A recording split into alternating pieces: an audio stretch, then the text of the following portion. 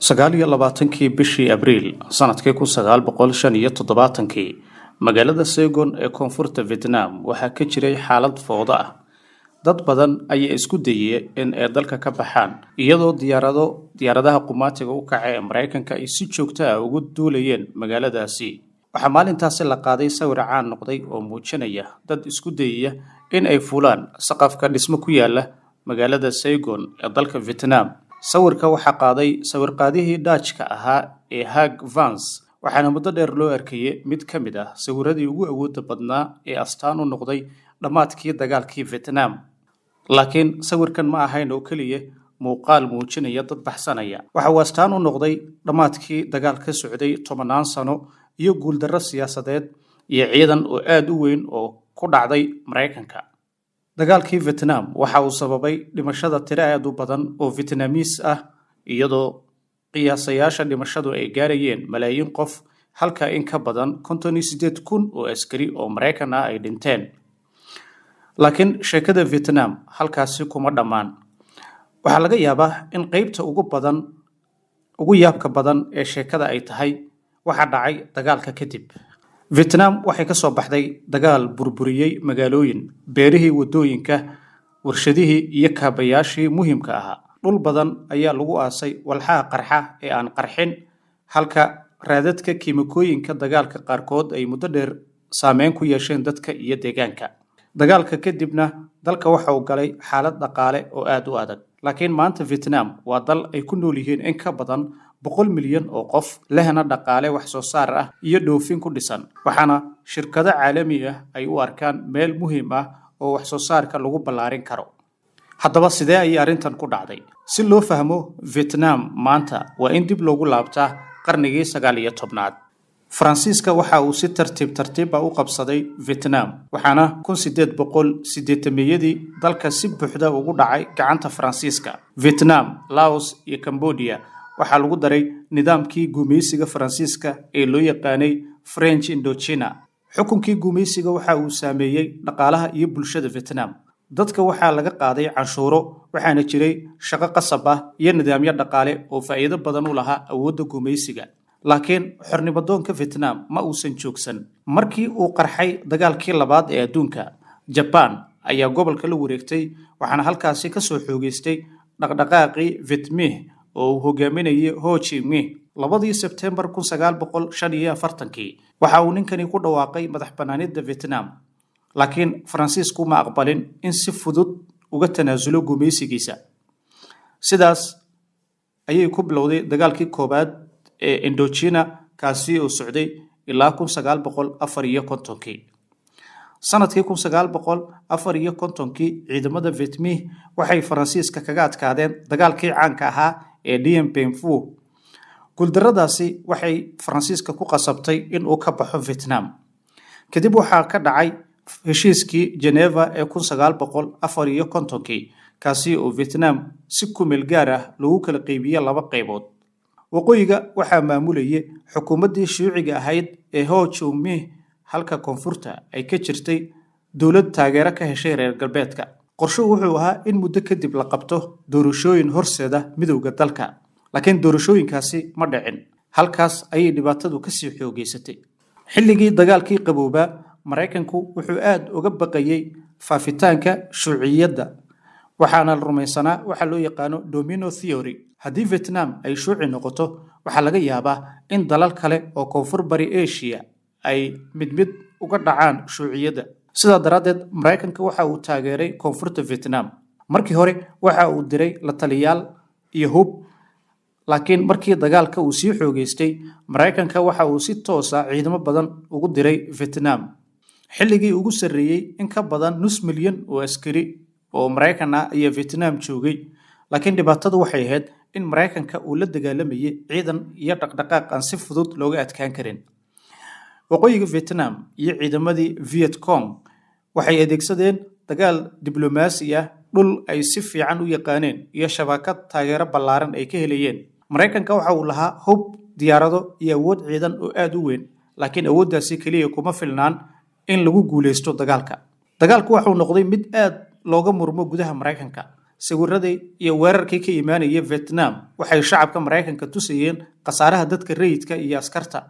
Dibadbaxyo waaweyn ayaa ka dhacay magaalooyin badan. Sanadkii 1971 waxaa soo baxay Pentagon Papers kuwa uu muujinayay in dowladda Mareykanka ay shacabka ka qarinaysay qaybo muhiim ah oo ku saabsan sida dagaalka loo qorsheeyay iyo qiimeyntii gudaha ee dagaalka. Cadaadiska siyaasadeed iyo kan bulsho ayaa sii kordhayay. 1973 waxaa la saxiixay heshiiskii nabadda ee Paris, waxaana ciidamada dagaalka ee Mareykanka ugu dambeyn ay ka baxeen Vietnam. Laakiin dagaalkii u dhaxeeyay waqooyiga iyo koonfurta weli ma dhammaan. 1975 ciidamada waqooyiga Vietnam waxay si xoog leh ugu dhaqaaqeen koonfurta. 29 Abriil xaaladdu waxay noqotay mid aad u cakiran gudaha Saigon. Maalintii xigtay 30 Abriil 1975 Saigon waxay gacanta u gashay ciidamada waqooyiga Vietnam. Dowladdii koonfurta Vietnam waa ay burburtay. Dagaalkii sida weyn u bedelay siyaasadda caalamka ayaa soo dhamaaday. 1976 waqooyiga iyo koonfurta Vietnam si rasmi ayaa loo mideeyay waxaana la sameeyay Jamhuuriyadda Hanti-wadaagga Vietnam. Laakiin guushii military waxay dalka uga tagtay dhaqaale burbur. Dagaalka kadib Vietnam waxay la kulantay dhibaatooyin waaweyn. Kaabayaal badan ayaa burburay. Beerihii iyo keymihii waxaa saameeyay dagaalka iyo walxo kiimika oo la adeegsaday. Waxaa weli jira dhul ay ku jiraan walxaha qarxa ee aan qarxin kuwa oo khatar ku ah dadka. Waxaa intaasi dheer in Vietnam ay gashay dagaalo kale. 1978 ay ciidamadeedu galeen Cambodia, halkaasi oo ay kaga hortageen Khmer Rouge. Sanadkii 1979 Shiinaha iyo Vietnam ayaa dagaal dhex maray. Dhammaan arrimahan waxay culays dheeraad ah saareen dhaqaalaha dalka Vietnam. Vietnam sidoo kale waxay ku dhaqaaqday siyaasado dhaqaale oo aad u dhaxeeyay xukuumado kala duwan. Warshado badan ayaa la qaraameeyay. Beerahana waxaa lagu dhaqangeliyay nidaam kala duwan oo wadaag ah. Laakiin dhaqaalihii ma soo kaban. Sicir bararka aad buu u kacay, wax soo saarkuna waa uu liitay. Vietnam waxay u baahneed waddo cusub. 1986 halkan ayay timid mid ka mid ah go'aamadii ugu muhiimsanaa ee taariikhda casriga ee Vietnam. 1986 xisbiga Shuuciga ee Vietnam waxa uu bilaabay siyaasaddii loo yaqaanay Doi Moi oo macnaheedu yahay cusboonaysiin ama dib u habeen. Tani ma ahayn in Vietnam ay ka tanaasusho nidaamkeeda siyaasadeed. Waxay ahayd in la bedelo qaabka dhaqaalaha loo maamulayo. Vietnam waxay si tartiib ah uga dhaqaaqday dhaqaalihii qorshaysanaa ee dowladda gacanta ay ku haysay. Wax kastana waxay u gudbeen dhaqaale ku shaqeeya hababka suuqa. Beeraleydu waxay heleen xorriyad dheeraad ah oo ay wax ku soo saaraan. Ganacsiga gaarka loo leeyahay ayaa la dhiirigeliyay. Qiimayaal badan waxaa loo daayay suuqa. Dowladdu waxay bilowday in ay soo jiidato maalgashiga shisheeye. Warshado iyo goobo wax soo saar ah ayaa loo sameeyay shirkadaha caalamiga. Taasi waxay noqotay isbeddelkii ugu weynaa ee dhaqaalaha Vietnam. Bangiga Adduunka waxa uu tilmaamay in dib u habeentii Doi Moi ee 1986 ay Vietnam ka caawisay in ay ka soo gudubto mid ka mid ah dalalkii ugu saboolsanaa adduunka una gudubto dhaqaale dakhligiisu dhexdhexaad yahay. Vietnam waxay fahantay in dhaqaalaha casriga uusan ku koobnaan karin gudaha dalka. 1991 waxay dib u hagaajisay xiriirkeedii Shiinaha. 1995 waxay ku biirtay ASEAN. Isla sanadkaasina waxay xiriir diblomaasiyadeed la sameysatay Mareykanka. Dalka oo muddo dagaal kula jiray Mareykanka ayaa hadda bilaabay in uu Mareykanka u arko lamaane ganacsi. Kadibna Vietnam waxay ku biirtay hay'adaha iyo heshiisyada ganacsiga ee caalamiga, taasi oo sii ballaarisay suuqyadeeda. Tani waxay ahayd cashar kale oo muhiim ah. Dal dagaal dheeraad ah soo maray wuxuu go'aansaday inuusan mustaqbalkiisa ku dhisin colaadii hore oo keliya. Vietnam waxay leedahay dhowr faa'iido oo waaweyn. Marka hore waxay leedahay shaqaale badan. Marka labaad wax soo saarka dalka ayaa si weyn u kobcay. Marka saddexaadna waxay leedahay xeeb dheer oo muhiim u ah ganacsiga badda. Midda afaraad Vietnam waxay heshiisyo ganacsi laga yeeshatay suuqyo badan oo caalami ah. Waxa kale oo muhiim ah in shirkado badan ay raadinayeen wax loo yaqaano ama China +1, taasoo ah in shirkadu aysan dhammaan wax soo saarkeeda ku tiirsanaan hal dal oo keliya, gaar ahaan Shiinaha. Vietnam ayaa noqotay mid ka mid ah meelaha ugu muhiimsan ee shirkadahaasi ay eegayaan.